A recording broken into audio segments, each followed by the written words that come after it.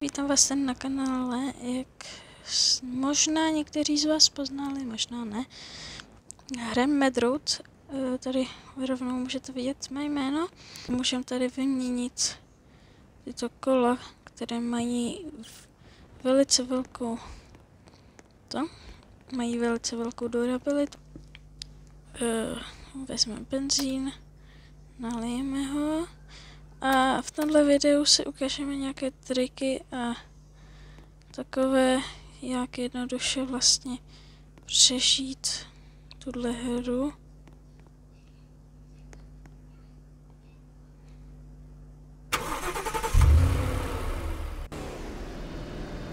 Rovnou vyjedeme, jelikož těch 5 litrů benzínu nám nebude stačit ani na 100 metrů, tak hned tady vystoupit, vzít kanistr. Já teda ho načepuju. Místo tahání věcí v inventáři si je můžete položit hezky tady. Já nemusím brát ty kola, jinak vy si je vemte co nejlepší vždycky a sochy berte, protože můžete je potkat v shopy. Máme tady už teda všechno ukázané. Tady bychom, jakože už mám zbraň, což vy asi mít nebudete, tak já tady rychle postřílím. Když tak máte sekeru začáteční tuhle, vám klidně ukážu, že s tou jde v pohodě zabít tyhle horečky, co tu jsou na 3 seky. Vemete tady teda vylepšení a kola nějaké můžete. A položím ho mezi tím dopředu asi. Už 1-2 dny tady jdou rychle, musíte ujet nějakou 40 000 vzdálenost, abyste se dostali do konce. Pak, jakmile to dojedete vlastně, tak tam je helikoptéra, ta vás odveze, nebo spíš v té odletíte.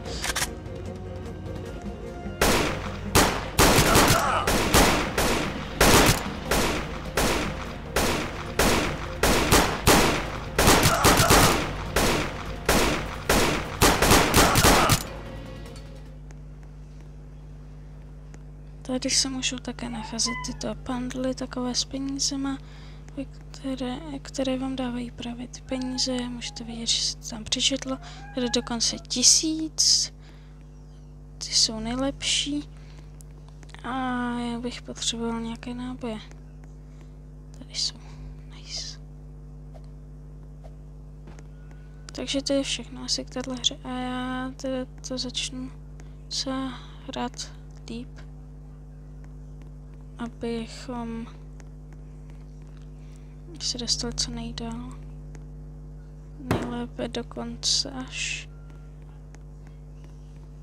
V singlu je nejtěžší to, že se nemůžete navzájem revivovat, protože hrajete sami a s kamarádem je to jednoduché. Právě teďka jsem dal 1 výhru hned. Benzíny ty nalíte, dokud můžete, taky nalívejte. Jakmile budete mít plnou nádrž, tak je tam přilepte nahoru.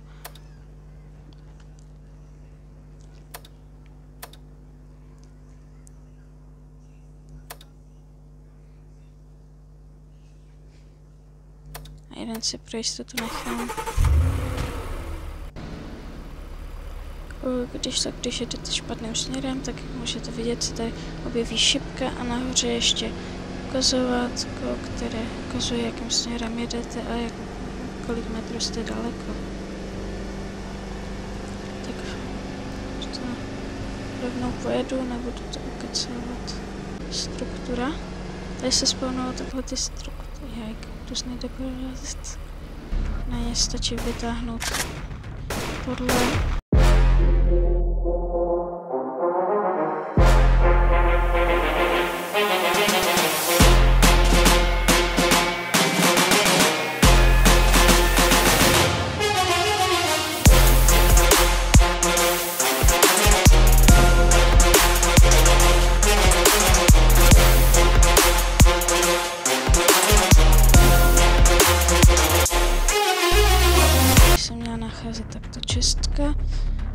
které...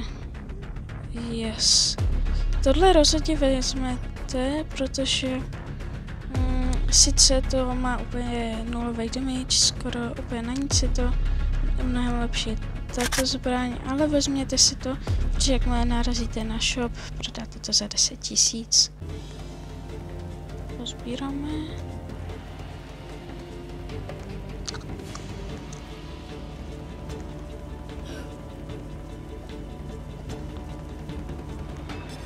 A více už ten destržovat nemusíme.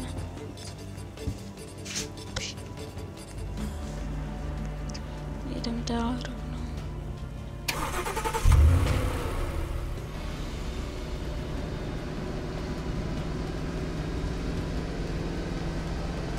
Ale dávejte si pozor na durabilitu kol, jak můžete vidět u mě, tak tam už je málo. A to protože mám to v té začátečnické, ale vyplatí se šetřit a tady něco je. A já se tady rád zastavím.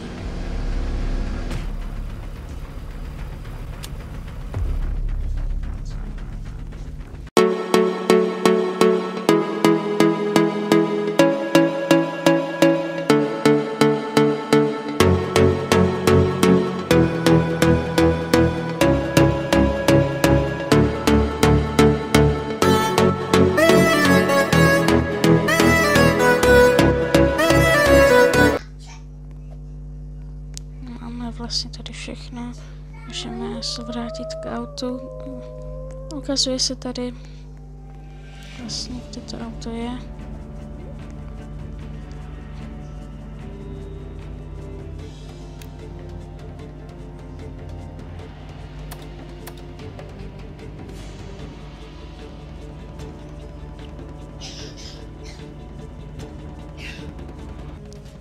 Můžeme jet.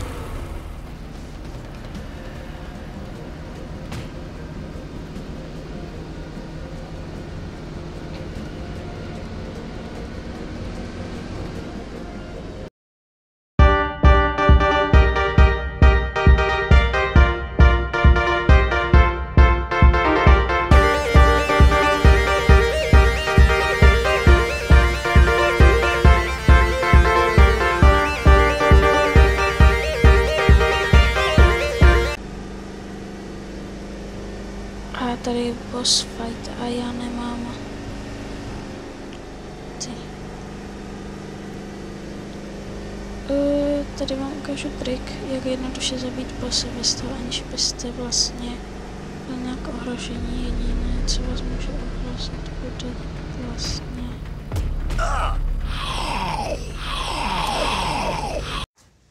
Tak, postřílíme je tady hezky.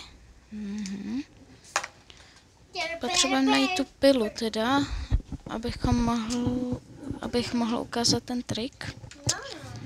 Doufám, že tady někde se bude válet. Tak, postřelíme ještě ty pomocníky. Nice, tady se válí pila. Přijdeme teda k tomu autu a bude to hotové. Tak. Je to. Dostane damage, takhle ho to bude samo zabíjet. Akorát to musíte nalákat pod tohle. To je lepší.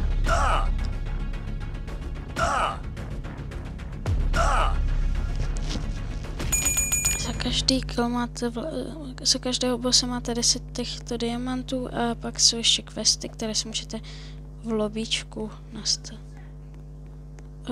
Můžete také tady samozřejmě pozbírat všechny ty věci a benzíny, ty jsou tady. Vlci zavili, noc nastává. Vezmeme tedy aspoň tento. Tu krabici, nebo co to je, truhlu. A máme z toho to kanon. To nemusí padnout vždy, ale je to dobré v tom, můžete to nasadit tady a to střílí. Můžu ukázat, že vlastně, když dám fire, tak to vystřelí. Má ten naváděné střely v podstatě, ne naváděné, sám to míří. A je to dobré. Akorát na to potřebujete velké náboje a ty se dají koupit v tom shopu, anebo také nalézt, ale nemůžete si je vzít pro sebe do inventáře, že s nich můžete střílet. Tady je konečně shop, jak jsem vám říkal. Můžeme prodat všechny ty věci, co jsem nazbíral, ty vázy a takové, a hlavně ten dýkl. Vystoupíme. Ale tady dáme. A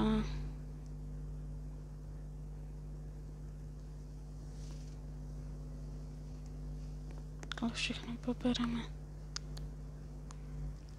Tohle nám dá za 10 000. 600, 300,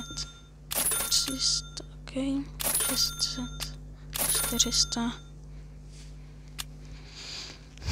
Máme 15 500, vlastně víc. Takže můžeme tady nabrat ty velké náboje. To bych vzal 3krát. Pak nějaké tady vlastně pneumatiky máme hodně dobré, takže ještě můžeme vzít vezmeme, vlastně nemusíme nic, a když můžeme to utratit vlastně za toto.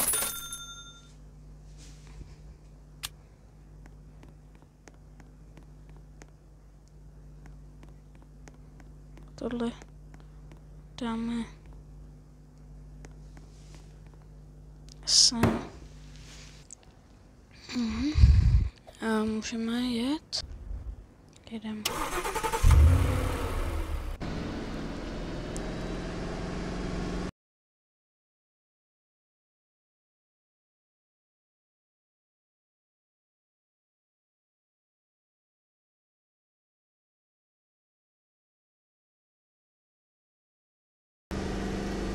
Tady bychom se zásobou naše benzínu mohli dostavit.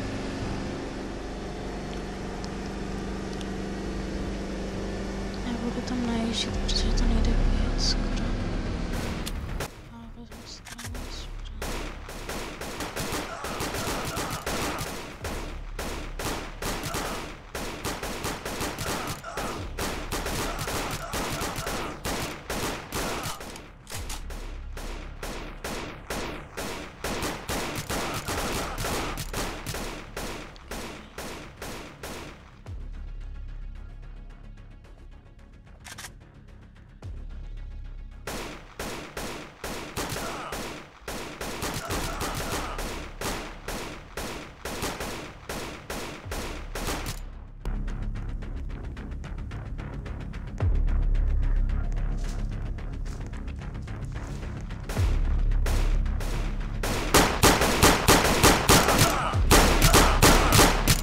ty NPCčky jsou jednoduché na pozabíjení.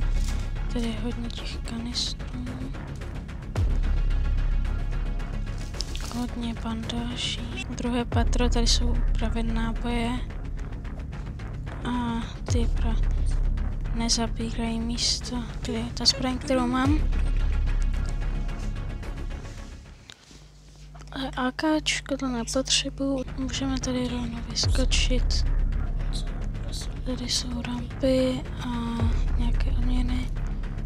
Odměny úplně prostě nárazník. Tady v těch pracích by něco taky mělo být. Za 15 tady tohle. 100. Benzíneček. To si vezmeme. Takže tady bych to ukončil, děkuji, že jste se dívali, tahle hra mě vážně baví, natočím asi další díl, pokud to bude mít aspoň jedno slednutí. Vyhážu tady ještě mé věci, já to si vezmu, protože to je starter věcička zakoupená, vezmu kola moje a vlastně se už rozloučíme, takže Ahoj, a já tady ještě teda něco vyhodím, no.